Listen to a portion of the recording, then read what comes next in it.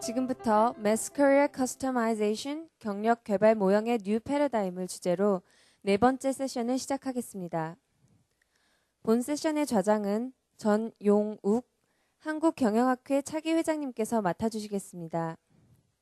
전용욱 차기 회장님 부탁드립니다.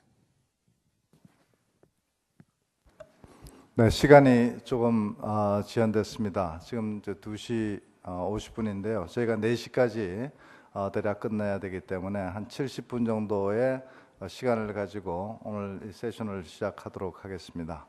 우선 이렇게 좋은 모임에 제가 좌장을 맡게 돼서 영광으로 생각합니다. 오늘 앤 와이스버그 같은 아주 훌륭한 스피커를 저희가 모시게 된 것을 기쁘게 저희 오디언스를 대표해서 감사드립니다. 제가 학교에서 이 경영학 강의를 하는데요. 요즘 저희 그 학생들 이렇게 수업을 하다가 보면 제가 한 3가지 질문을 합니다. 언제 너희들 결혼을 하겠느냐 이렇게 물어보면요. 요즘 학생들은 전부 다 30세 이후에 결혼을 하겠다고 이렇게 이야기하는 학생들이 굉장히 많아졌습니다. 특히 여학생의 경우 더욱더 그렇습니다. 그 다음에 남학생들한테 또 이렇게 물어봅니다. 혹시 옛날처럼 너희가 돈 벌고 와이프들은 집에서 일하기를 원하느냐 아니면 듀얼 인컴 패밀리를 원하느냐 그러면 거의 100% 듀얼 인컴 패밀리를 원합니다. 그래서 둘이 같이 일하기를 원하고 또 30세 이후에 결혼하기를 원하고 그리고 마지막으로 질문을 아기를 가질 계획이 있느냐 이렇게 물어보면요. 한 명 걸러 한 명씩. 그러니까 한 명은 갖겠다 그러고 한 명은 안 갖겠다 그럽니다. 그래서 두 집 걸러 한 명씩 아기가 탄생하는 그런 아주 새로운 그런 프로파일을 요즘 보이고 있습니다. 그래서 옛날에 우리 듀얼 인컴 딩크라고 해서 듀얼 인컴 노 키즈 이런 이야기가 많이 유행했다시피 지금 현재 우리나라의 젊은 학생들의 생각이 듀얼 인컴 노 키즈 이런 좀 사고를 가지고 있습니다. 결국 이게 워크와 라이프 간에 컨플릭이 있는 거예요. 둘 다 같이 워크 라이프 밸런스를 잘 가져간다는 생각보다 일을 하게 되면 가정이 좀 손해를 봐야 되고 이런 대치적 생각을 하는데 오늘 우리가 앤 와이스버그의 스피치를 통해서 아마 그런 문제들을 해결해 나가는 그런 솔루션들을 저희가 얻을 수 있을 것 같습니다. 사회자로서 저는 제일 중요한 것이 시간 관리이기 때문에 앤 와이스버그한테 저희가 발표자한테 30분 정도 시간만을 제가 좀 부탁드리고요. 원래 준비한 내용은 훨씬 더 많으실 거지만 30분에서 35분 정도. 그 다음에 우리 패널리스트가 3분이 계신데 7분씩 해서 한 20분에 끝내도록 그렇게 해서 저희가 50분을 쓰고 나머지 20분은 우리 플라워에서 아주 왕성한 질문을 좀 많이 받아서 우리 와이스버그 선생님의 가지고 있는 많은 노하우를 저희가 오늘 좀 쉐어할 수 있는 그런 중요한 자리가 되도록 시간을 매니지하도록 하겠습니다. 오늘 패널리스트와 또 발표자가 좀 많이 협조를 부탁드립니다. 그럼 제가 미스 와이스버그 잠깐 소개해드리고 세션을 시작하도록 하겠습니다. 가지고 계신 자료에도 많이 있으십니다만은 앤 와이스버그는 UC 버클리에서 공부를 하시고요. 그 다음에 하버드 로우 스쿨에서 JD를 하셨습니다. 그런데 보시면 공부를 너무 잘하세요. 뭐든지 하면 수석 졸업입니다. 수석 혹은 우등 졸업입니다. 우리나라의 얼굴 이쁜 여자는 보통 공부를 못 하는데 얼굴도 이쁘시고 공부도 잘하시고 심지어 어린아이가 5명입니다. 이거 패밀리 오리엔트드 됐지, 공부 잘하지, 얼굴이 이쁘지, 아주 만능입니다. 그래서 지금 현재 딜로이트의 탤런트 오가니제이션의 디렉터로 계시고 주로 다이버시티, 다양성, 젠더, 양성 문제 그리고 워크 라이프 인티그레이션 이쪽에 스페셜라이즈가 되어 계십니다. 그래서 오늘 우리 한번 큰 박수로 앤 와이스버그를 환영해 주시기 바랍니다.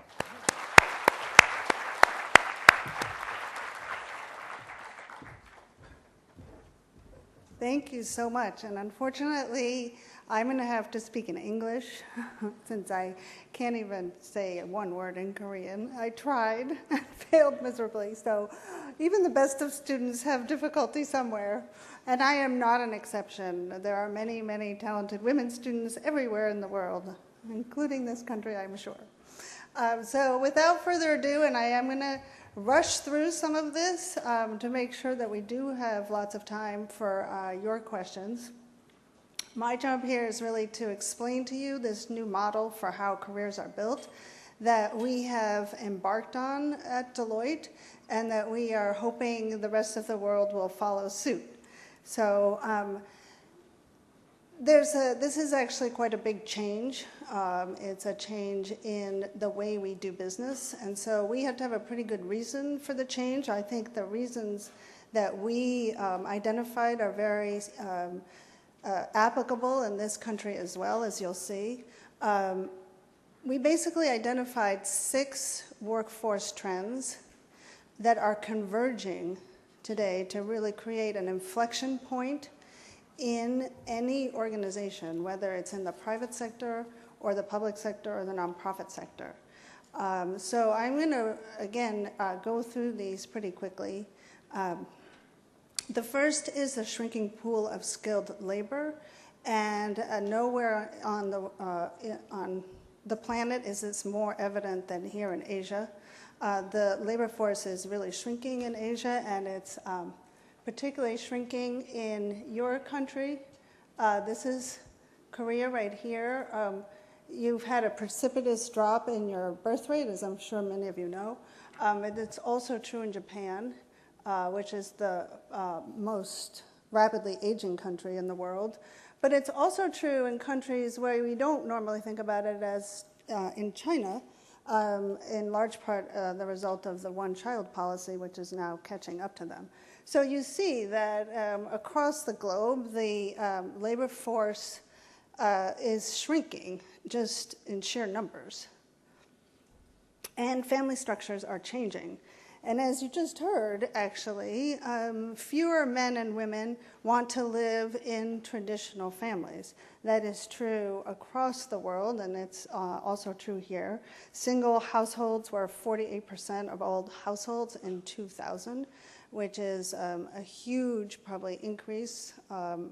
And as you can see, the living arrangements have changed dramatically. There's been a 50% drop in the elders who are living with their children. Women cite the lack of support in the workplace and at home for why they're not having children.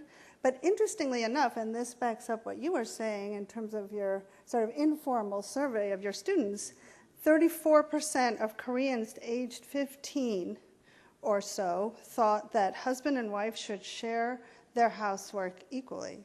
So I would suggest that you are in the Korean society is in a sort of transition point into a new definition of what is a strong family. And that new sort of definition of a strong family is predicated on more of a partnership, both at home and in terms of financial support for the family. So then you add to that the increasing number of women in the workplace, even though your labor force participation rate gap is around 23%, you still have women increasing in numbers in the workforce and in universities. So women are almost half now of university students in this country. They've been over 50% of undergraduate students in the US for almost 15 years. So the talent pipeline in the knowledge economy is majority women. And actually, this year saw a huge tipping point in the US where we now have women as the majority of the workforce. And I don't want to underestimate the importance of women from another perspective, which is their role in the marketplace. Especially when you consider that many of your companies sell globally. Women are the largest emerging market the world has ever seen. So the market power of women is larger than that of, in terms of growth, is larger than the growth in India and China combined. So when you think about how you are constructing your leadership teams and your teams that go to market, that interface with your customers, think about who that customer is and what the gender profile of your customer is, because in many cases, I will guarantee you that it's as likely to be a woman as a man.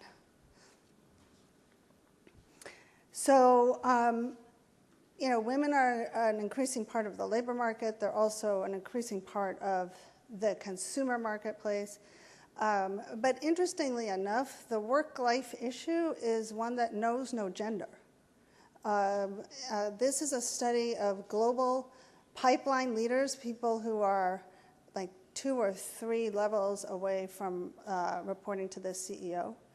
And even in Asia, I mean, this was globally, and the weight of these factors differed a little bit by region. But interestingly enough, having a good fit between life on and off the job was number 2 in value and sort of importance to Asian pipeline leaders overall. And both men and women said there was no difference in terms of the weight that factor was, or that value, if you will, was given by both men and women. However, women are less satisfied with that fit. So while both men and women value having a good fit equally, women are less satisfied with the fit that they currently experience. And the last trend that you add into that whole mix, with all these trends sort of building on each other, is the globalization and virtualization of work, if you will, both of which really will demand a more flexible workplace. So, and luckily, this country is actually set up for that. You have the highest number of broadband services per capita. 90% of households have broadband in this country.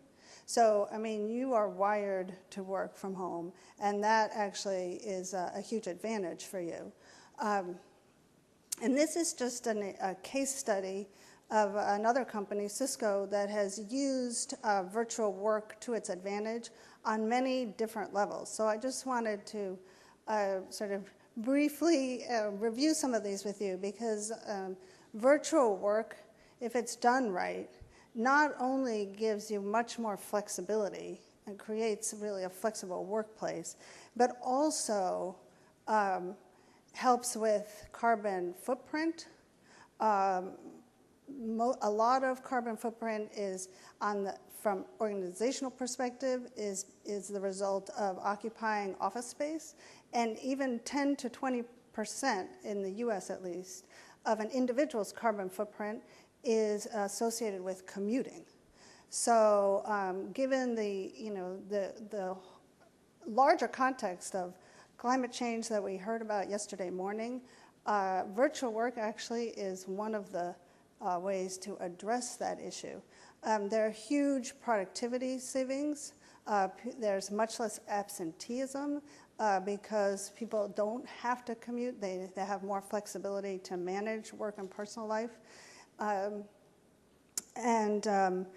There's greater satisfaction with career life fit. There's actually reduction in real estate costs associated with having to have everybody come to the office. So there are many different benefits to virtual work besides the flexibility that it offers to your people.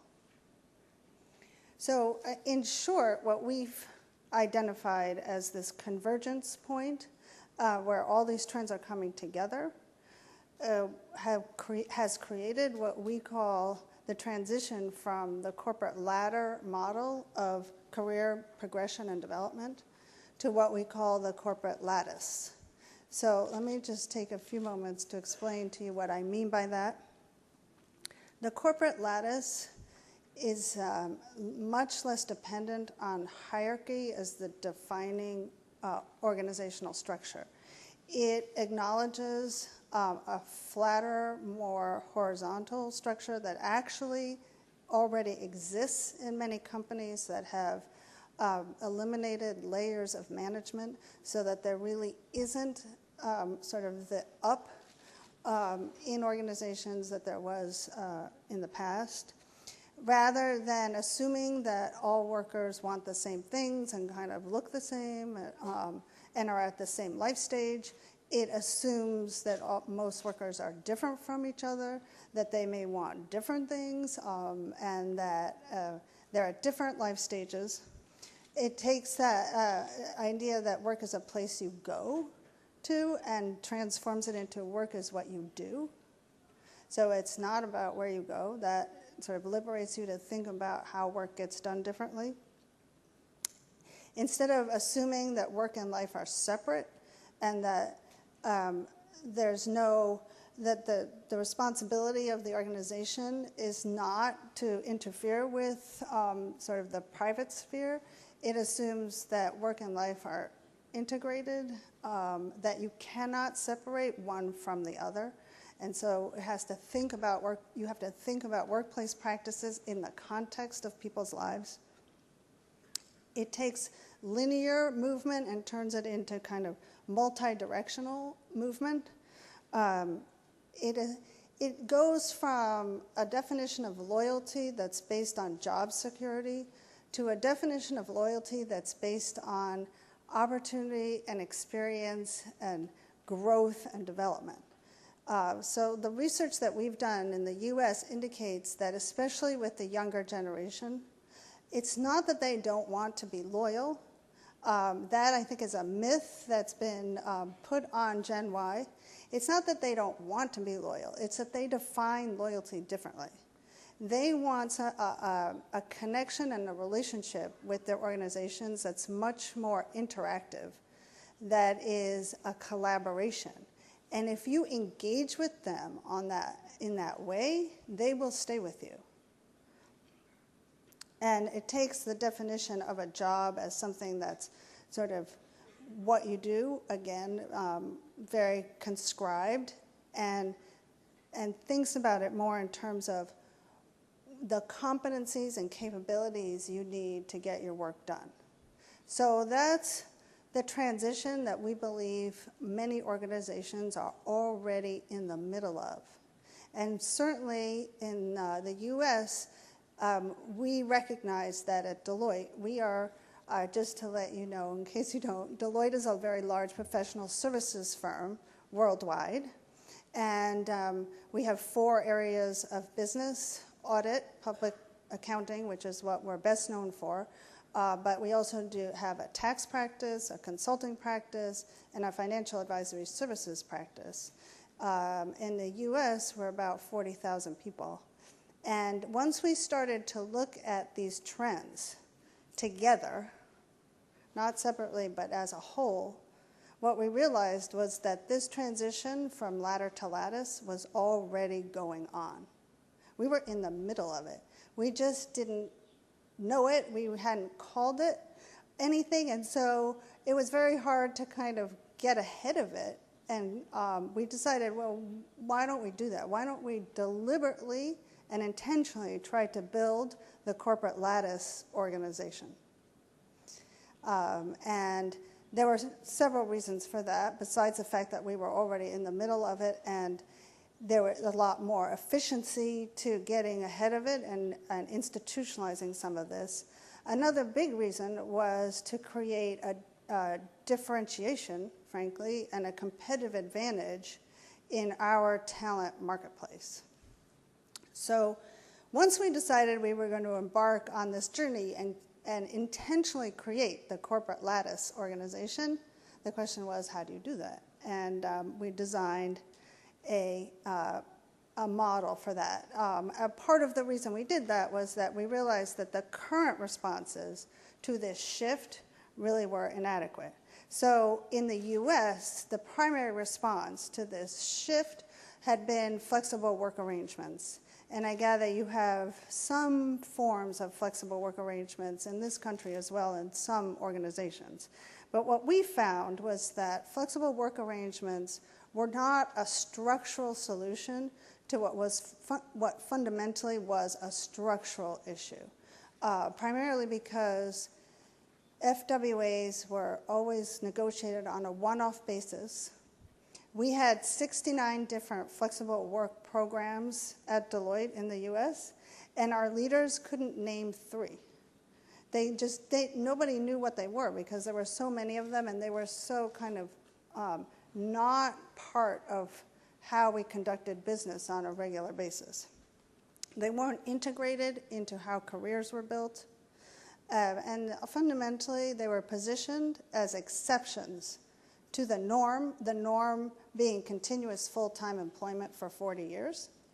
And actually, it was the norm that was the issue.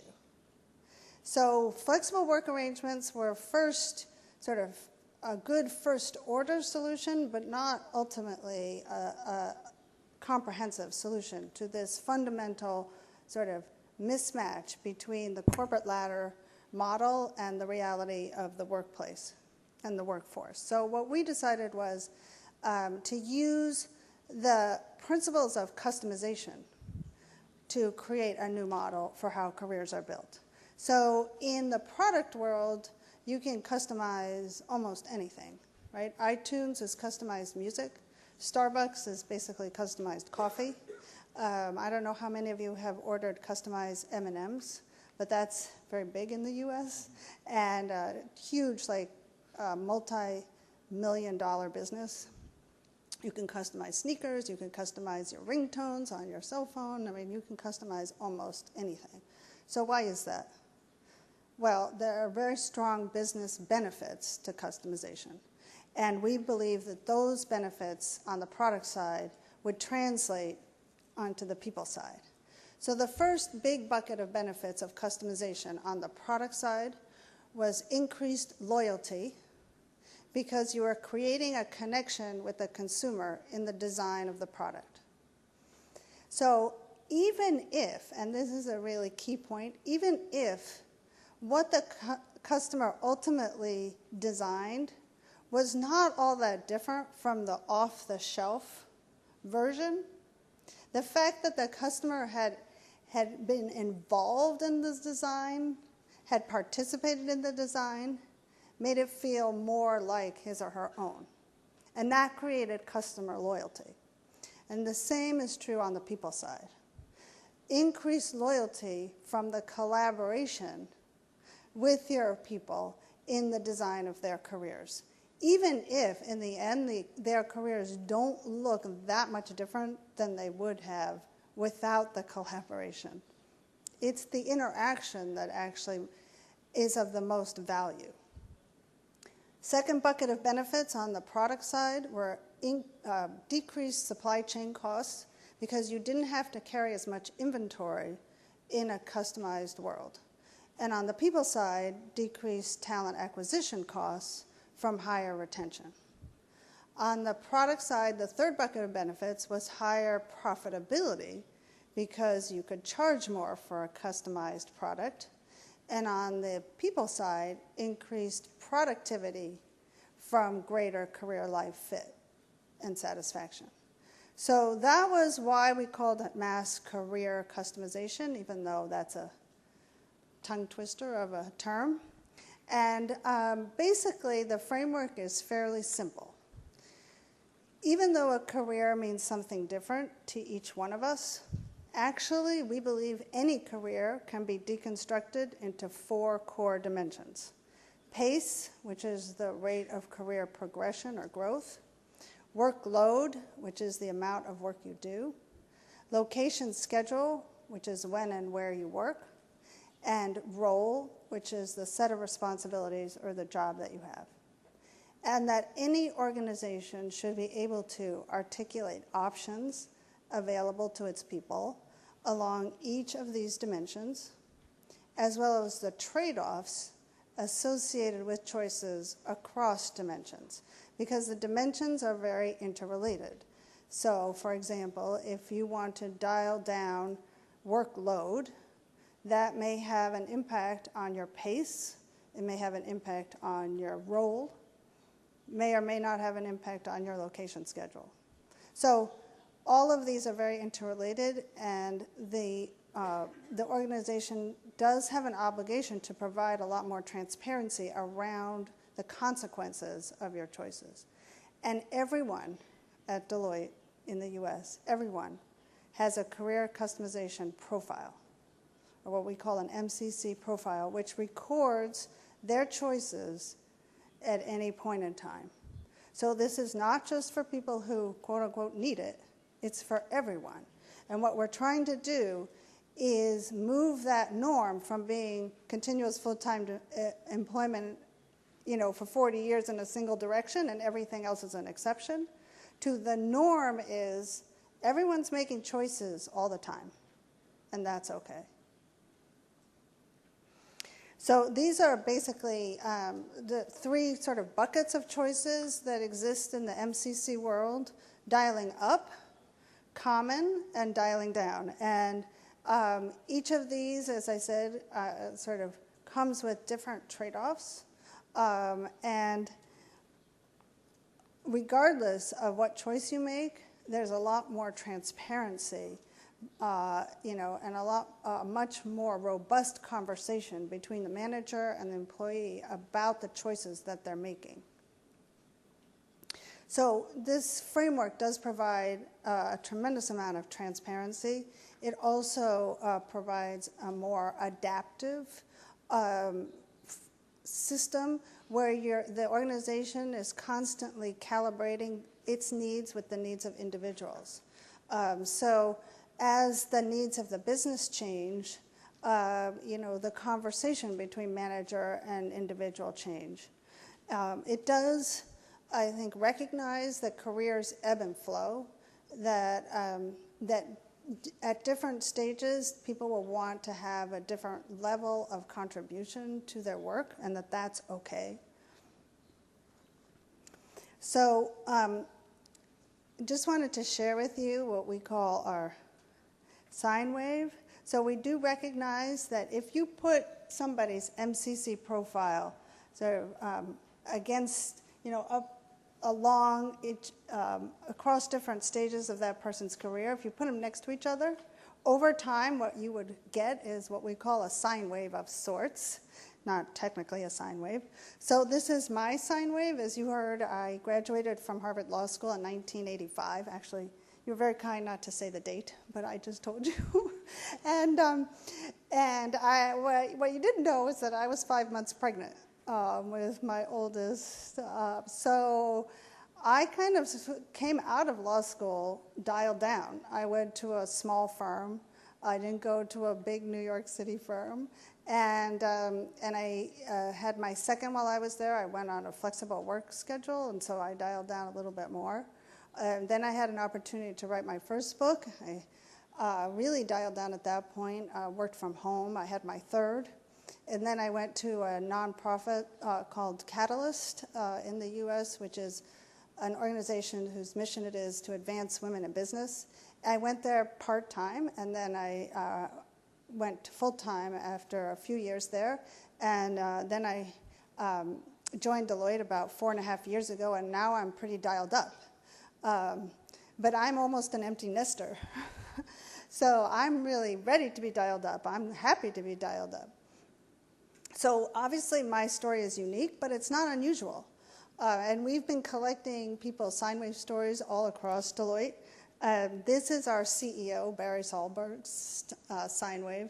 And he dialed down twice in his career, once when he was teaching, and he had to be, at school teaching 2 days a week at a certain hour, so that was a restriction on his location schedule. And once actually when he had a family illness. And this is our chairman, Sharon Allen. She was dialed down for almost 10 years at one point in her career when she was the head of the Boise, Idaho office, not a large metropolis. In case you don't know where Boise, Idaho is, not a big market for us. She'd gone as far as she could go in Idaho. But her husband was not ready to move, so she turned down assignments for larger and larger positions within Deloitte for almost 10 years until he was ready to move. And then once he was, her career took off. So the important thing about collecting these stories, especially stories of your leaders, is that when young people look up into an organization, what they see probably is everybody who's all dialed up, right? And so then they think that the only way to get to the top is to be dialed up all the time. And they don't necessarily want that in their lives. What they don't see is the history. What they don't see is that just because somebody is dialed up today doesn't mean that they've always been dialed up. And so we really encourage our partners to share their career stories with each other and with their people. And actually we have a website, and there's an interactive exercise on the website where you can go and create your own sine wave, and I would encourage you to do that and share it with the people that you work with. I just wanted to say that even though MCC is a big part of our talent experience at Deloitte, it's by no means the only thing, and it's a part of what we call a larger chemistry of talent. And this is our periodic table of talent, and I don't have time to go into it. Because I do want to tell you a little bit about how we implemented MCC at Deloitte, so that you can get a sense of that, because we get questions about that a lot. So as I told you, we have about 40,000 people in the US, and this is basically the timeline. It was a very, very accelerated implementation because our leadership wanted us to do it like as soon as possible. Basically, we've integrated it completely into our performance management process, so that is not a separate process. I strongly believe that it must be as integrated into current HR systems and processes as possible. So before you have your goal setting, you sit down with your manager and you determine your MCC profile so that your goals are actually calibrated to your profile, to the choices that you've made. And then at mid-year, there's kind of a check-in, and then again at the end of the year, with the understanding that at any time during the year, if circumstances change, you can go in and revisit your profile. So it's a very much of a living document. These are the objectives we set out to sort of understand when we piloted MCC. It's important to understand that we did pilot MCC for almost 2 years before we started rolling out firm-wide. And we've had tremendous outcomes. There was no negative impact on client satisfaction. If anything, clients wanted to get in on the act and asked if they could do it too for their people. And these are just very high-level results from the first 18 months of rollout. As you can see, satisfaction with career life fit up 25%. Confidence in the future career life fit up 28%. And that was a really key finding for us, that many people don't want to make any change to their situation today, but they take great comfort in knowing that there's a way to make a change in the future if they want to. So that's what we call MCC's option value. 15% increase in support to manage my career life fit, and 4-to-1 people within the first phase of rollout said that their career conversations had improved. And that's, again, a really huge benefit to MCC that's basically free. It's just a better, more comprehensive career conversation, and that, it turns out, is what our people were really looking for. And improved retention among high performers especially, which is the metric that we were tracking very carefully. So, did I do it? Yep. Okay, thank you, and I'll take more questions when we're done with the panel. Thank you, Anne. Yes. 시간을 너무 기가 막히게 잘 맞추셔서 대단히 감사합니다. 아마 오늘 그 프레젠테이션을 통해서 우리가 그 Mass Career Customization, MCC 프로파일이라는 것을 아마 새로 배우게 된 것 같습니다. 그 전까지는 주로 뭐 플렉스 타임, 뭐 여러 가지 세베티컬 리브 여러 가지 있었지만 이렇게 시스테매틱하게 어떤 프레임워크를 가지고 이렇게 정리해준 아주 좋은 그런 내용을 저희가 받은 것 같습니다. 근데 한국 사람들은 다이얼 다운은 해본 적이 없고 매일 다이얼 업만 해가지고 아마 이번에 오늘 이걸 보고 나서 어느 순간에는 다이얼 다운도 좀 해야 되겠구나 하는 것을 느꼈을 것 같습니다. 그리고 참고로 우리 앤 와이스버그께서 말씀한 이 컨셉은 그 책으로 출간이 됐습니다. 그래서 여러분이 뭐 세상엔 출판사가 많지만 그 하버드 비즈니스 프레스에서 이것이 출판됐다는 것은 그 이런 컨셉이 굉장히 그 강한 호소력을 갖고 있다는 그 반증입니다. 그래서 혹시 기회 되시면 한번 더 깊이 연구하시려면 책을 보시면 되겠습니다. I'm marketing your book. I think we will have a Korean translation of the book. Oh, excuse me. Hopefully there'll be a Korean translation of the book next year, right? Yeah, right. Next year. 아마 딜로이 코리아에서 아마 번역해서 들어주지 않을까 생각됩니다.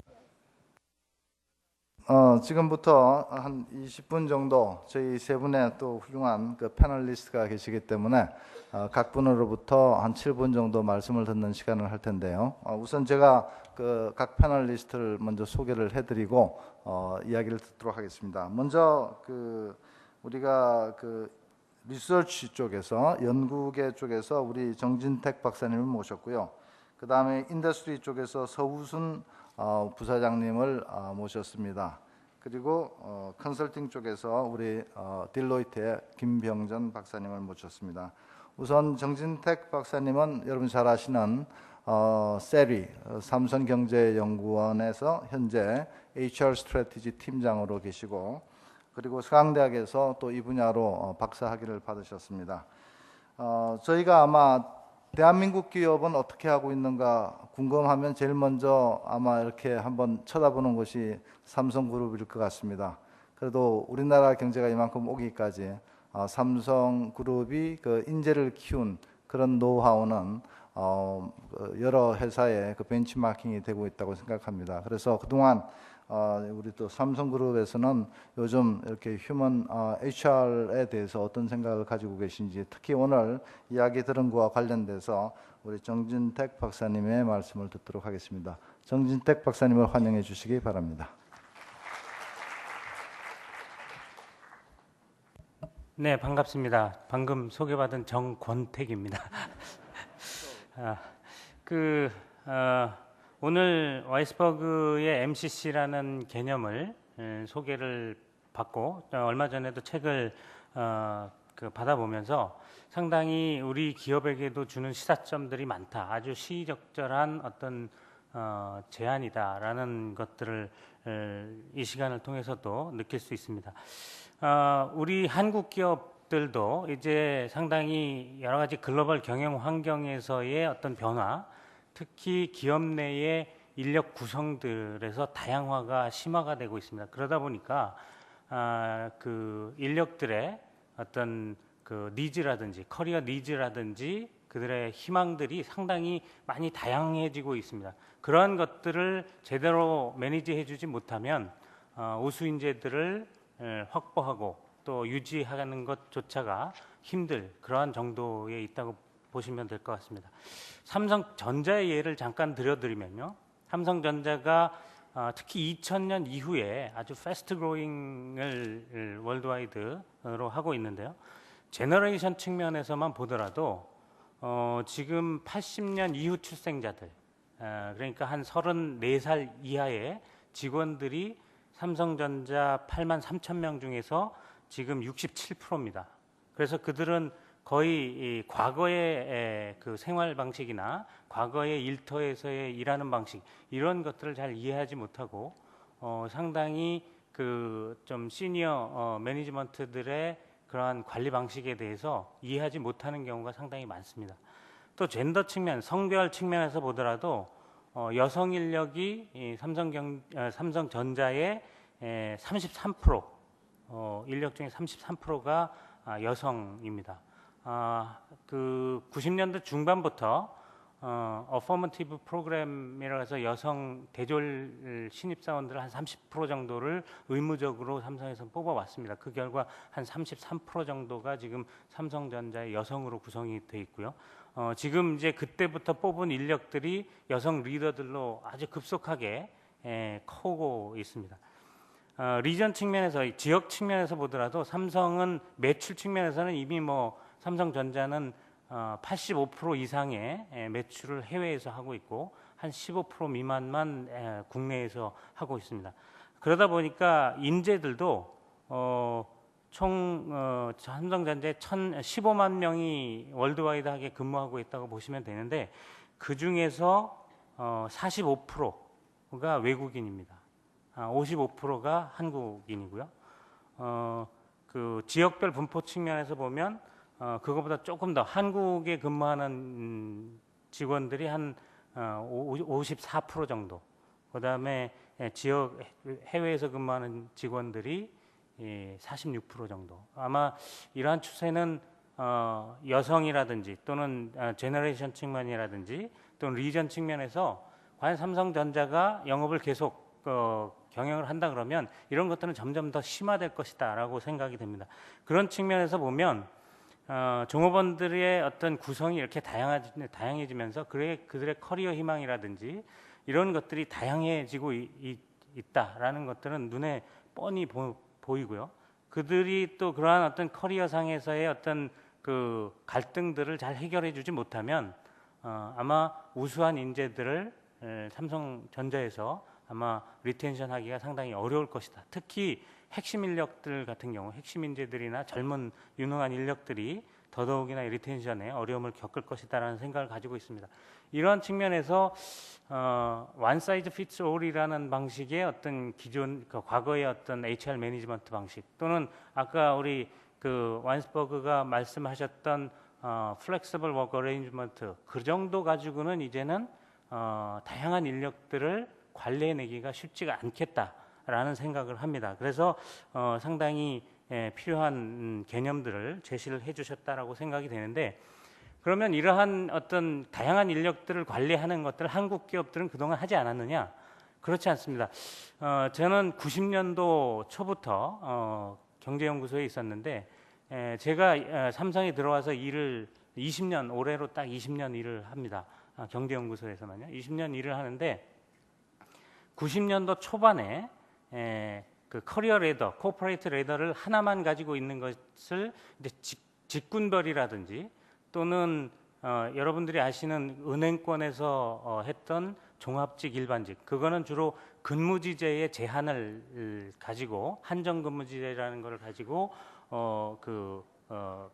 제도라든지 이런 것들 차별화하는 종합직, 일반직 이런 것들로 나누어서 하다가 그렇게 썩 성공적으로 정착되지 못한 경우가 있습니다. 지금 90년도 중반부터는 잡 패밀리별로 직군이라고 우리나라에서는 얘기를 하고 있는데 직군별로 커리어 레더를 따로 만들고 그래서 이게 뭐 듀얼 레더라든지 아니면 멀티플 레더라든지 이런 것들을 통해서 여러 다양한 그 커리어 레더를 만들어 왔었죠. 물론 그것도 역시 집단적입니다. 집단적 관리를 해와서 같은 잡 패밀리에 있으면 같은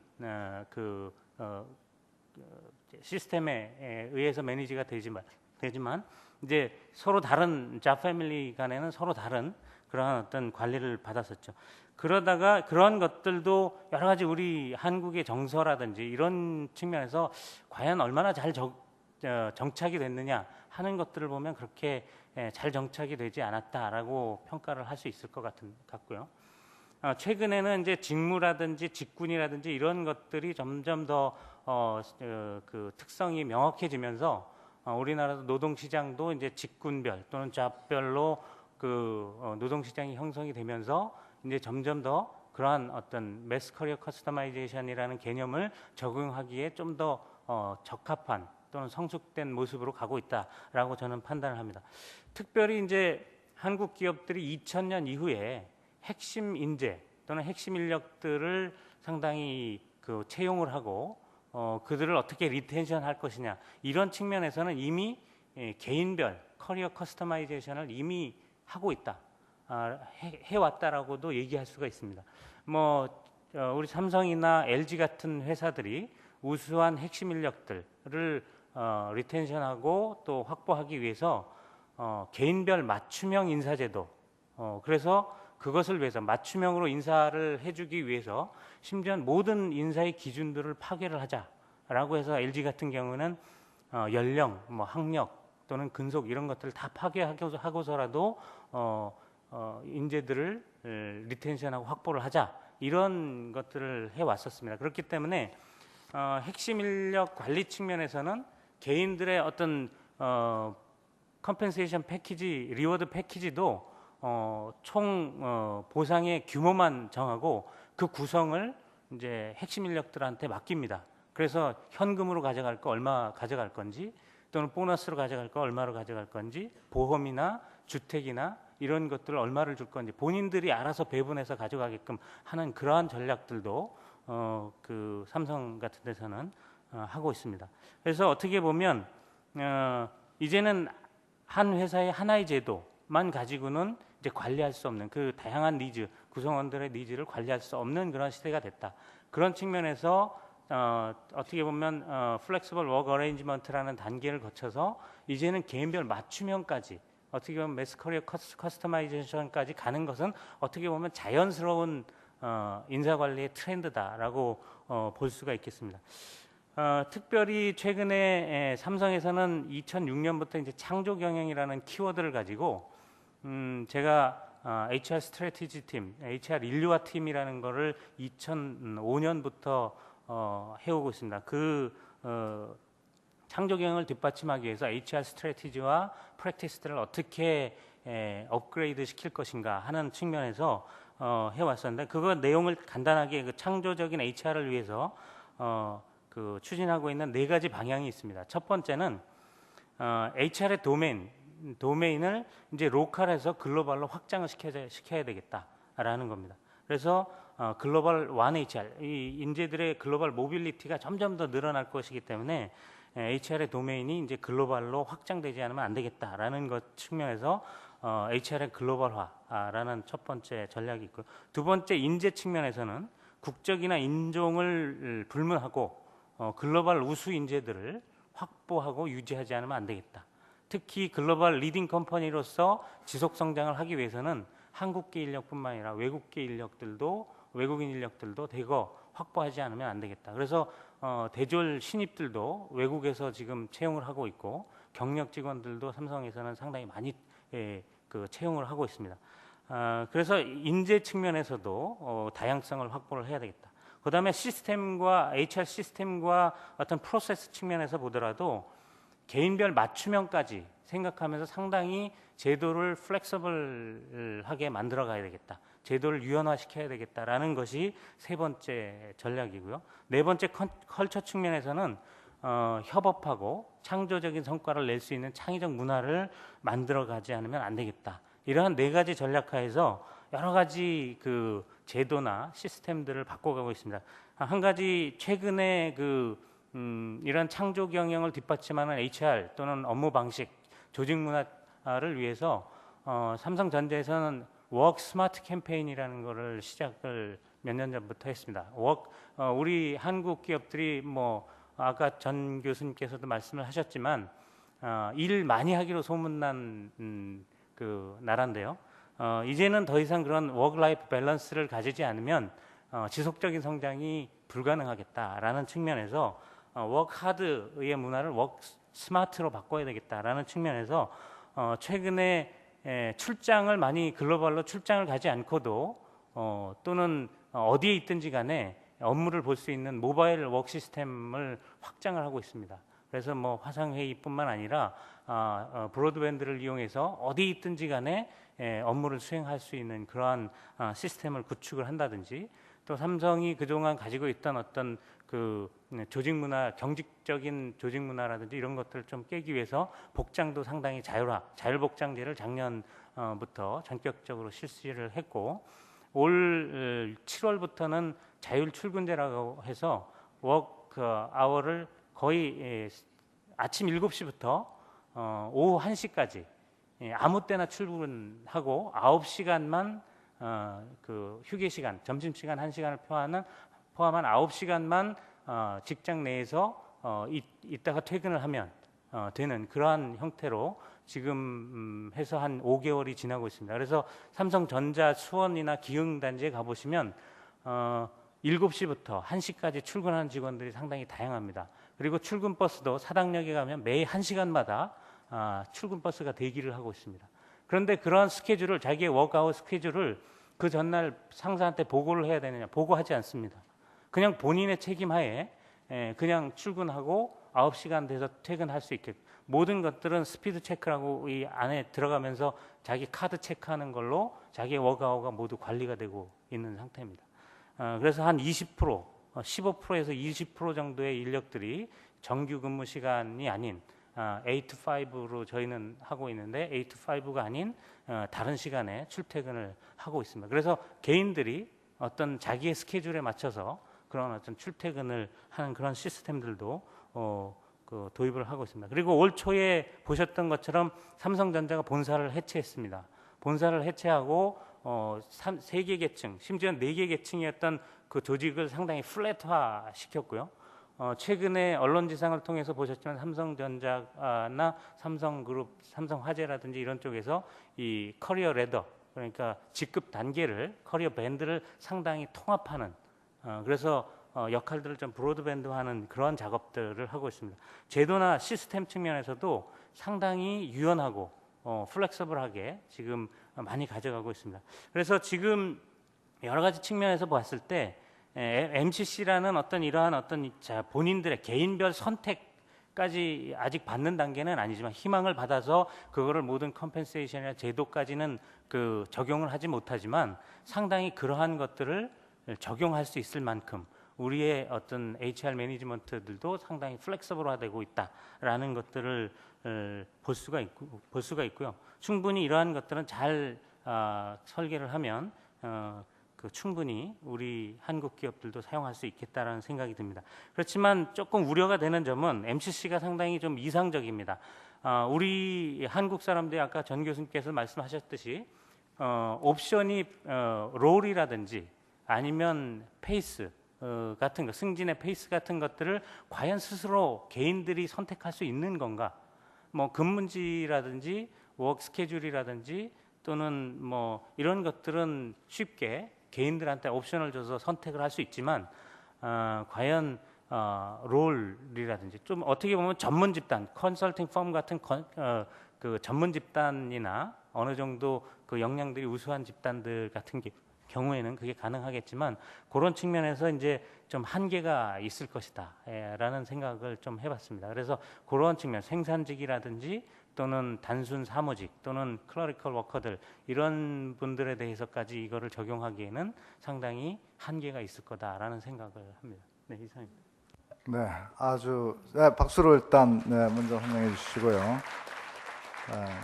저희가 이제 우리나라의 기업들 삼성전자나 LG전자가 말로만 글로벌 기업이 된 게 아니라 이만큼 오기까지는 지금 말씀한 여러 가지 그런 사람에 대한 인재에 대한 수많은 실험들을 이미 해오고 있다는 것을 오늘 또 새롭게 느끼게 됐고 또 아주 그 재미있는 그런 구체적인 제도까지 이렇게 소개해 주셔서 아주 좋은 그 지식이 되었던 것 같습니다. 아마 그 말미에 그 조금 퀘스천이 있었던 것 같은데 and you wanna answer his question first or we wanna take it as a sum later? I think later. Later, okay. Yeah.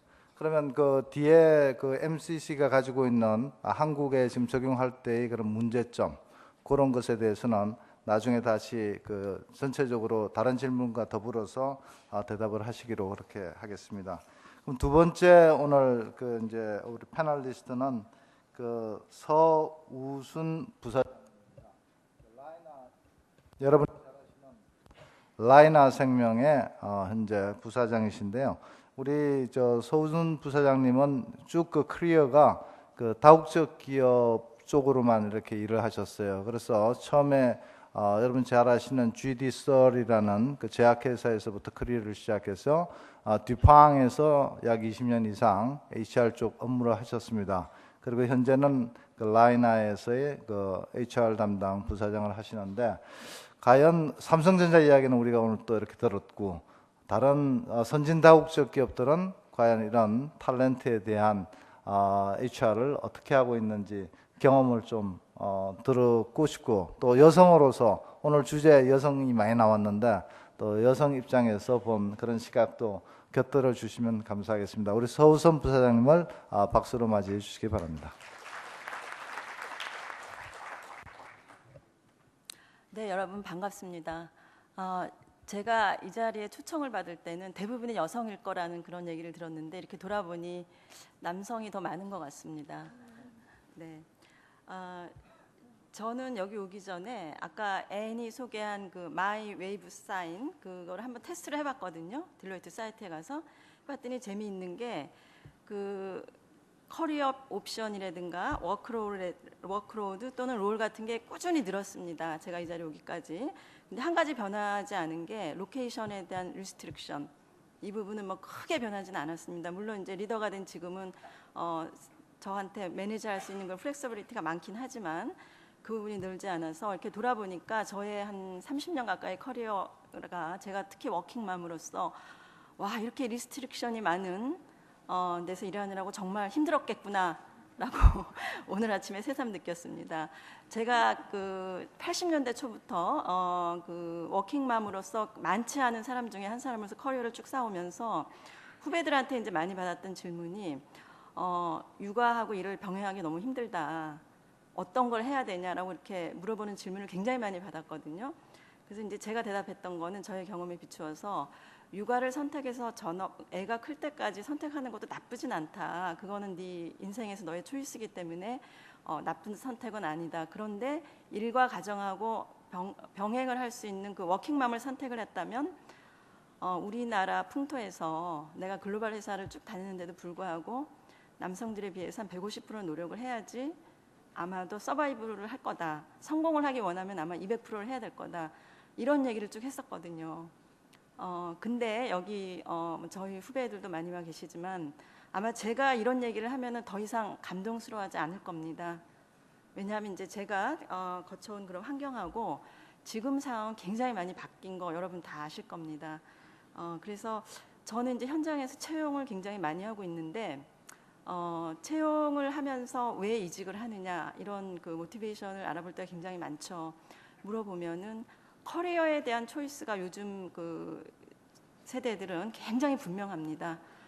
내가 물론 이제 일에 대한 초이스도 분명하고 그 다음에 대우에 대한 초이스도 굉장히 분명하고 근무 환경에 대한 초이스도 굉장히 분명합니다. 그래서 내가 원하는 그 초이스가 내가 현재 몸담고 있는 회사가 맞춰주지 못할 때는 그 이유가 어떻든 간에 금방금방 근무지를 바뀌는 그런 환경으로 된 지는 굉장히 오래된 것 같습니다.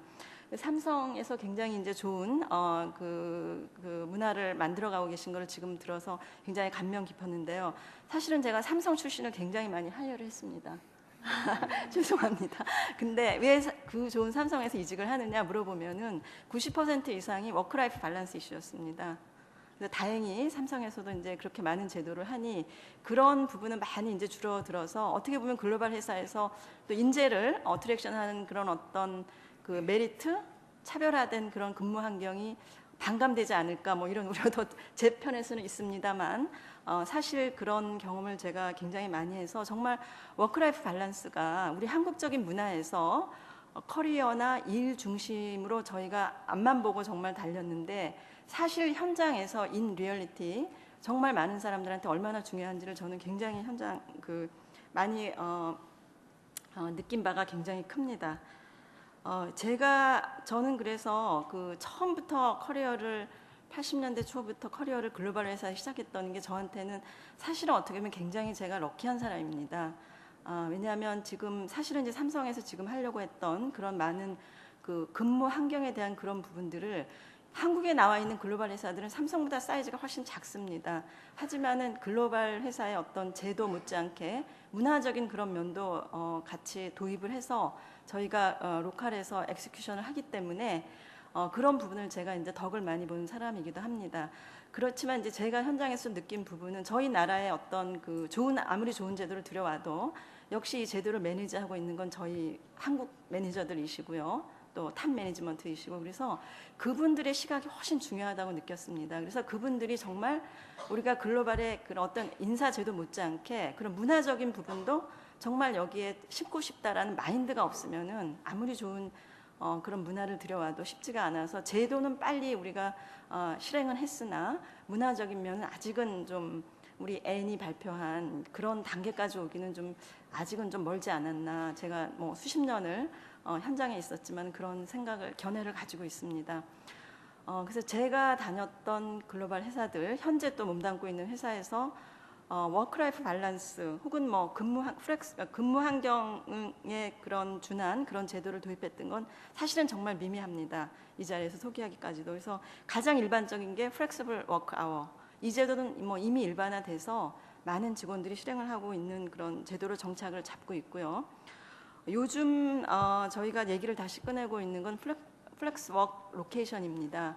그래서 집에서 일을 할 수 있는 그런 업무가 무엇인가 놓고 봤을 때 정말 좋은 제도인데 왜 이 제도가 빨리 실행되지 않을까 그 면을 살펴보면은 아직은 저희 문화적으로 획일적인 그런 부분 저 친구는 해주는데 왜 나는 안 돼주냐. 사실 저희 기업은 이제 여성 인원이 50% 이상이 되고 있고요. 전문직에 종사하는 여성 인원도 한 40% 정도 됩니다. 남성 대비. 그런데도 불구하고 다들 이제 육아 문제가 있는 거예요. 그래서 어느 정말 키 탤런트가 육아 문제 때문에 집에서 일을 하게 해주고 싶어도 저희 아직은 획일적인 그런 문화제도 비교하는 뭐 이런 것 때문에 선뜻 회사가 이제 용기를 못 가지는 이제 그런 현실적인 문제가 있는 것 같습니다. 또 하나 예는 제가 예전 회사에서 잡쉐어링 제도를 한 10여 년 전에 실행한 적이 있습니다. 상당히 앞서가는 컨셉이었는데 그때도 키 탤런트 여성이 육아 때문에 그만두는 상황이어서 저희가 근데 또 파이낸셜리 돈이 필요했던 직원이었기 때문에 저희가 근무 시간은 반 줄이고 페이도 반 줄이고 해서 잡쉐어링 제도를 실시했는데 실행되지 않았습니다. 왜 이 좋은 제도가 실행이 되지 않았을까요? 뭐 아기 키우는 여성들 많이 계시지만 사실은 육아 키우는데 돈이 굉장히 많이 듭니다. 반나절만 일을 하더라도 역시 아기 보는 사람이 필요하거든요. 돈이 어차피 나가는데 반나절 일하는 게 그 파이낸셜리 전혀 도움이 안 되기 때문에 그럴 바에 그냥 풀타임 일하자. 그러니까 이런 그 어떻게 보면은 국가에서 조금 귀담아 들을 그런 이제 리얼리티 이슈도 상당히 있다고 봅니다. 뭐 저는 뭐 몇 년 전 얘기를 했는데 그 이후로 사실은 잡쉐어링 제도를 제가 시도하지는 못했습니다. 이런 현실적인 면 때문에. 그래서 이상 간단하게 뭐 제가 비교적 좋은 근무 환경에 다닌 사람으로서 그 경험했던 그 간단한 사례를 설명을 드렸고 제가 현재 몸담고 있는 그 라이나 생명에서는 그 시그나라는 글로벌 그 보험회사인데요. 보험회사의 한국 법인인데 그 시그나에서는 헬시 커리어 헬시 리턴이라는 글로벌리 직원을 대우하는 그런 제도를 갖고 있습니다. 그래서 이 제도를 큰 꼭지를 4개가 있는데요. 보면은 저희가 그 퍼포먼스 매니지먼트랑 페이, 그다음에 디벨롭먼트, 그다음에 또 가장 중요한 또 꼭지로 근무 환경, 워크플레이스 인바이러먼트에 대한 부분이 굉장히 큰 꼭지로 이미 저희가 실행을 하고 있습니다. 그래서 그 부분을 물론 미국에서는 예를 들어서 모든 작업장마다 저희 미국 시그나 본사에서는 모든 작업장마다 직원들이 그 점심 시간에 헬스 트레이닝을 할 수 있는 그런 그 제도가 다 갖춰져 있습니다. 그러면서 뭐 비만이 문제가 있는 사람 같으면은 거기에 대한 타겟까지 세워가지고 그 서포트를 시설로도 해주고 뭐 재정적으로도 해주고 이런 제도가 잘 돼 있습니다. 그래서 그런 부분은 뭐 저희도 조만간 한국에도 실행을 한 그런 그 가능성이 굉장히 많은 부분이고 시간이 많이 지났기 때문에 제가 이제 서머리를 한다면은 일단은 그 근무 환경에 대한 이런 부분 니드는 굉장히 많다. 그러나 문화적인 인식이나 어떤 사회적인 인식이 서포트가 되지 않으면 굉장히 어려울 것이다. 그래서 마침 이런 부분이 이제 무르익어가고 있는 마당에 저희가 제도 한두 개를 들여오는 것이 중요한 게 아니라 어떤 그 종합적인 체계적인 그런 제도를 들여오는 게 굉장히 도움이 되겠다. 이렇게 제 소견을 말씀드리고 마치겠습니다. 감사합니다. 네, 감사합니다. 우리 서우순 부사장님한테는 사실은 더 저희 감사한 게 원래 여러분 그 아마 스케줄에는 그 PCA 라이프의 김혜원 부사장이 오기로 돼 있었는데 회사 사정으로 마지막 순간에 좀 바뀌었습니다. 그럼에도 불구하고 오늘 이렇게 나오셔서 상당히 그 인사이트풀한 그런 코멘트들을 해주셔서 많은 도움이 되는 것 같습니다. 특히 뭐 무엇보다도 탑 매니지먼트 마인드가 안 바뀌면 아무리 좋은 제도도 실제로 쓸모가 없다는 것은 아마 여러분이 현실에서도 많이 느끼시는 그런 좋은 포인트인 것 같습니다. 마지막으로 그러면 저희가 지금 연구 쪽에서도 한번 이야기 들어봤고 또 인더스트리 사이드에서 이야기를 들어봤고요. 이제 마지막으로 컨설팅 쪽에서 우리 김병전 박사가 물론 몸은 지금 딜로이트에 담고 있습니다만은 그 전에 몰서에서 굉장히 오랜 기간 동안 그 HR 프랙티스를 하셨어요. 그래서 한국 기업, 외국 기업 두루두루 다 이렇게 보신 경험이 있기 때문에 한번 말씀을 들어보는 기회를 갖도록 하겠습니다. 김병전 박사는 중앙대학에서 또 이쪽 분야로 박사를 하셨습니다. 그럼 김병전 박사를 환영해 주십시오.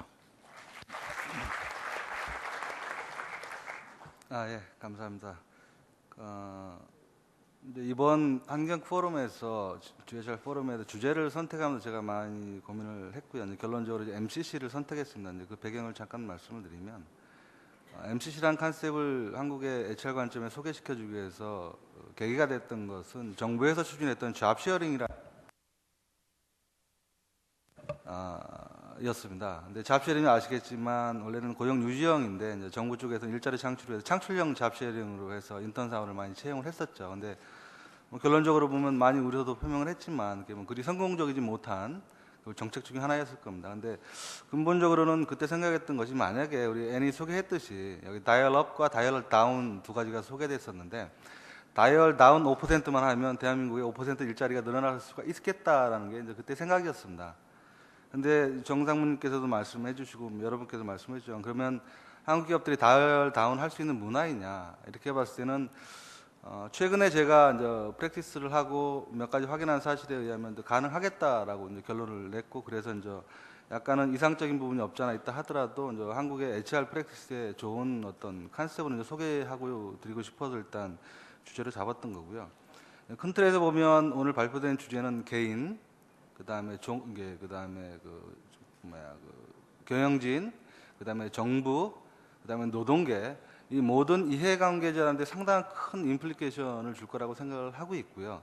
특히 앞에 정상무께서 말씀했듯이 그 선택에 대한 부분에 대해서는 굉장하게 의미가 있다고 봅니다. 현재까지 모든 구성원들은 주어진 제도를 가지고 적용받았고 본인의 선택권이 굉장히 제약돼 있었죠. 그러니까 본인의 라이프 사이클이나 아니면 그 상과 관계없이 일단 주어진 조직 생활을 할 수밖에 없었고 안 되면 이제 떠나는 뭐 그런 형태가 됐었는데 그런 측면으로 봤을 때 추가적인 비용이 없이도 직원들이 행복하게 삶의 질을 향상시키면서 특히 생산성이 저하되지 않게 뭔가 운영할 수 있다면 굉장히 좋은 제도가 아니겠느냐라는 것이 원래 이 컨셉을 저희가 소개하게 된 배경이었습니다. 그래서 저희가 일을 요즘 하다 보면 HR 쪽에 프랙티컬한 이슈 중에 하나가 뭐 정규직 비정규직 이슈지만 내용적으로 보면 승진 적체 이슈 굉장히 많고요. 고령화 이슈, 그다음에 여성 인력 이슈 뭐 이런 것들 되게 많습니다. 근데 하나 이제 예를 들어 승진 적체만 한번 예를 들어볼게요. 상당히 많은 제조업이나 파이낸스 기업들이 특정 그 단계에서 승진 적체라는 경험을 하고 있습니다. 그걸 해결하기 위해서 다양한 형태의 고민을 하고 있고 그 중에 하나가 뭐 직무급이라는 것도 고민하실 텐데. 근데 제가 경험한 바에 의하면 많은 기업의 종업원들 중에서 특히 예를 들어서 부장으로 승진해야 되는 차장급들이 있다면 차장급들 모수의 100명 중에서 승진은 5에서 10% 되겠죠. 그럼 나머지 대부분 승진이 안 된단 말이죠. 근데 승진이 안 되는 사람들이 승진이 안 되면 어떤 형태의 심적 상태가 되냐면 본인이 이렇게 열등한 사람으로 인식하게 돼 있습니다. 그죠? 그래서 제때에 승진 안 하면 본인 항상 저성과잖아 열등한 사람 인식을 하게 되겠는데 만약에 혹시 나는 승진 안 하고 그냥 이 상태로 일을 하겠다라고 옵션을 선택할 수 있다면 굉장히 편하게 일할 수가 있고 생산성도 유지되고 더더구나 회사 입장에서는 추가적인 코스트를 승진했다는 그다음에 리텐션을 내는 코스트도 안 들어간다는 거죠. 그런 측면으로 봤을 때 종업원이 내가 선택할 수 있는 옵션이 주어진다면 상당히 많은 부분 인사에 유용성이 있을 것 같다는 거고요. 삼성에서 소개했던 플렉서블 출퇴근 선택제도 역시 그게 굉장히 파워풀하게 힘이 날 수도 있는 이유 중에 하나가 중요한 것은 회사가 시킨 게 아니라 내가 내가 원해서 내가 선택했다는 거겠죠. 그런 측면을 봤을 때 모든 제도가 한꺼번에 실행되기는 어려울 수는 있긴 하겠으나 상당히 많은 부분 그 선택권을 종업원들한테 주고 그다음에 경영진과 직원들 간의 대화를 많이 할 수 있고 특히 이 자리에 노조 관계된 분들이 얼마나 온지는 모르겠지만 노조가 노사 현장에서 뭐 이런 것을 가지고 경영진과의 화두를 삼는다면 훨씬 더 코스트가 적게 들면서 직원들을 행복하게 조직 구성원들이 할 수 있는 여건을 아마 만들어주지 않을까라는 게 제 생각이고요. 국가적인 차원에서는 상당히 많은 부분 그 추가적인 일자리 창출할 수 있는 조그마한 도구, 그다음에 HR 관행이라든가 뭐 이런 것들을 바꿀 수 있는 좋은 툴도 될 수 있겠다라고 생각합니다. 다만 이게 제도화되고 실행하기 위해서는 뭐 시간적인 뭐 것도 필요하고 뭐 프랙티스 한국에 맞게 적용하기 위해서 고민도 필요하겠지만 그런 측면으로 봤을 때 종합해 보면 뭐 개인이나 경영자 그다음에 노동계 정부 차원에서 좀 한 번씩은 관심을 갖고 연구해볼 그다음에 또 경우에 따라서는 적극적으로 수용을 해서 실행해볼 아젠다가 아닐까라는 컨셉을 가지고 이번 포럼에서 일단 소개하게 됐고요. 참고로 번역서는 내년에 저희가 이제 판권을 확보했기 때문에 내년에 번역서를 낼 예정입니다. 그때는 한글본으로 여러분께서 보실 수가 있을 것 같습니다. 감사합니다.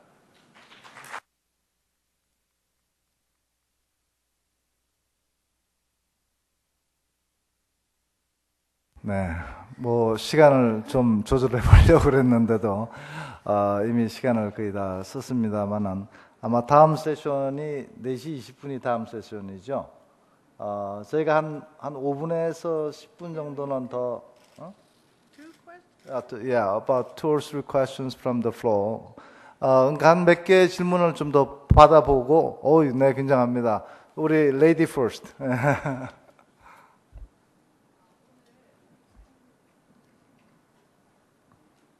굉장히 아주 특이한 프로그램을 듣게 돼서 참 기쁘게 생각합니다. 저는 세종대학교 교육학과 교수 주경란입니다. 저는 보스턴 유니버시티에서 박사학위 논문을 썼을 때 그 토픽이 Labor Force Participation of Korean Professional Women, Determinants of. 그래서 SPSS로 이렇게 Determinants 갖다 이렇게 분석을 했었었는데 그동안 참 많은 시간이 흘렀습니다. 저는 1979년도에 졸업을 했었고 돌아와서 대학에서 가르치다가 1981년부터 83년까지 한국교육개발원에서 우리나라 전국의 여성들 중에 대졸 여성들을 1000명을 샘플링해서 제가 우리나라 고학력 특히 기혼 여성들 모두 기혼 여성들이었습니다. 그거는 교과부 그 당시는 문교부였는데 그 협력을 받아서 전국의 여러 초중등 학교를 통해서 그 프로젝트를 수행했는데 그때 1982년도에 여성 인력 활용 방안 연구라고 하는 그런 토픽으로 주제로 이렇게 프로젝트를 했었습니다. 그런데 여성개발원은 그 이후에 1983년도에 설립되었습니다. 그런데 그 당시 우리나라 대기업 삼성, LG, 현대, 대우 그 어떤 회사도 여성 인력을 공채하지 않았었습니다. 기억하시는지 모르겠습니다만 신문 하단에 항상 그 리퀘어먼트가 군대를 필요한 자 말하자면 남성들이죠 모두. 그런데 그때 유일하게 대우그룹에서 실험적으로 계약직인가 그걸 1년간 every year 리뉴얼하는 그런 거로 실험적으로 아주 소수의 여성들을 대졸 사원을 뽑은 적은 있었지만 그 당시 이병철 회장님이 살아계셨었는데 우리가 원웨이 회의할 때 그 당시는 비서실에서 HRD를 전부 담당하고 있었다가 원웨이 회의할 때 제가 몇 개의 회사에 그 HRD 치프, 그러니까 제 가장 높은 분들을 초대했더니 이런 일이 있나, 큰일 났구나 해서 그때 그 삼성에서 송직현 부장님이 그때 인사부장이었는데 삼성에 한 달 동안 그 삼성의 중견 간부 한 사람을 저한테 보내서 튜토리얼을 해가지고 연구를 해보니까 이거를 공채를 대졸 여성 하지 않았다간 삼성그룹이 굉장한 공격을 받겠구나 해서 그분이 일본 출장도 가고 연구를 해봤더니 일본은 우리보다 훨씬 앞서가고 있었습니다. 예. 예, 그래서 짧게 네, 맞습니다. 주십시오. 제가 말씀드리려고 하는 거는 지금 우리나라에 그동안에 엄청난 발전이 있었는데 아직도 큰 문제입니다. 우리나라에 지금 저출산은 아주 세계적인 가져가봐 그 고령화도 문제지만 저출산이 아주 그 큰 문제여서 여성 인력을 어떻게 활용을 해야 하는 것이 굉장히 중요한데 인구도 적으면은 인구 5천만 가지고는 뭐 훌륭한 인류 국가가 될 수가 없는데 다른 그 타겟 퍼플레이션도 중요합니다. 그런데 여성 인력 지금 서 부사장님 말씀하셨지만 그동안 장족의 질문을 했지만 굉장히 획기적인 그런 그 근무 환경 개선이랑 이런 커리어 디벨롭먼트 하지를 않으면 아이를 아무도 낳지 않을 것입니다. 그래서 제가 생각하기는 아까 그 딜로이트에서 그 개발하신 그런 프로그램들을 말하자면 잡 쉐어링을 통해서 아마 가능할지도 모르겠지만 획기적인 그런 거를 대기업과 정부에서 협력해서 제공해야만 여성의 전문직 종사자들이 그 직장을 떠나지 않고 자기 개발을 잘하면서 또 아기도 낳아서 한국이 아주 초인류 국가가 될 수 있겠다고 생각합니다. 네, 감사합니다. 좋은 코멘트로 받아들이겠습니다. 질문은 될 수 있으면 좀 간결하게 좀 부탁합니다. 예. 네.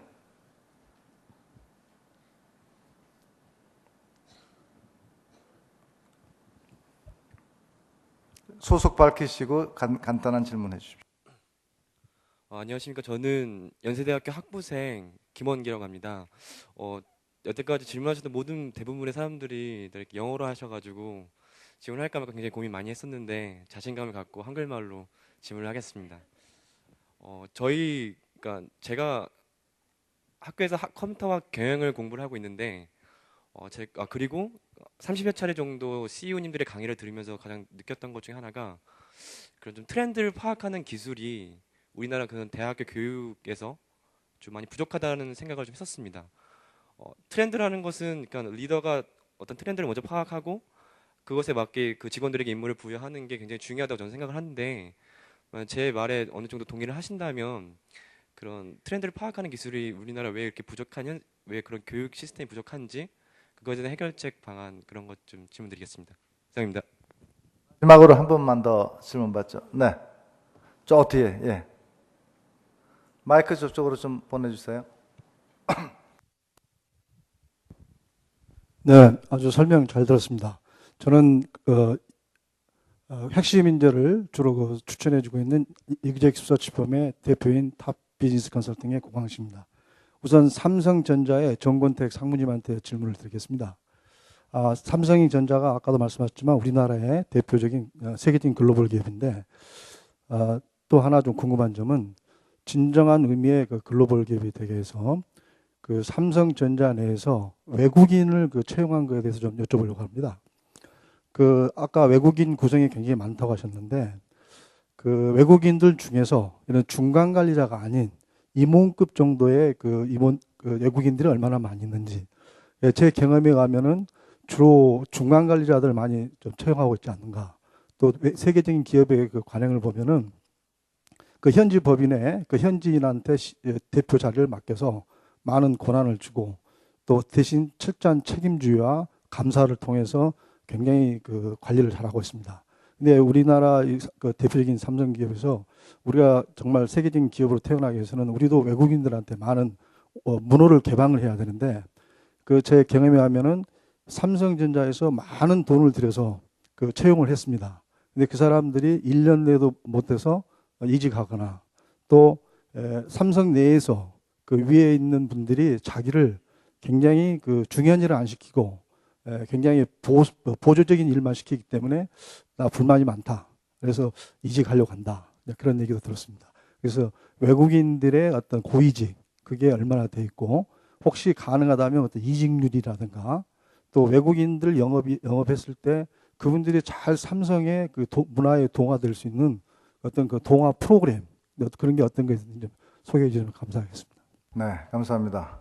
그럼 지금 한 5분 정도 시간을 가지고 아까 앤 와이스버그한테 질문이 우리 정건택 상무님이 던진 질문이 있고 다음 플로어에서 나왔던 질문이 있어서 듣고 그 다음에 우리 정권택 상무님께서 지금 나온 질문에 대해서 답하시는 걸로 종료하도록 하겠습니다. Okay, you can go ahead. So I wanted to address Mr. Chung's question, or challenge about how you think about the dimensions of role and pace. If there's not a lot of room for options along those dimensions. And you used a word, you said, what can people select? And I think it's very important to understand that MCC is not an entitlement. It's actually quite the opposite. What we're trying to build is a collaboration where it's really the choices are seen as made in partnership. So we have been very careful to explain that MCC is about what's good for the business and for the individual, sort of to find the and. But it's not like anybody gets to choose whatever they want whenever they want it. So it's not an entitlement-based program. Having said that, even in areas, because we've rolled MCC out to everyone within our firm, including the administrative assistants and people in all different kinds of roles, and in some roles the options are much more limited than in others. And I think that that's okay, actually, that people appreciate knowing. They appreciate the honesty around what their options are. And that many times management would avoid those kind of difficult conversations. And so people would have very mismatched kind of expectations. So this creates more transparency and consistency of expectations across different levels and within different job functions. So I think, from that perspective, it has added value, even if the options are quite limited.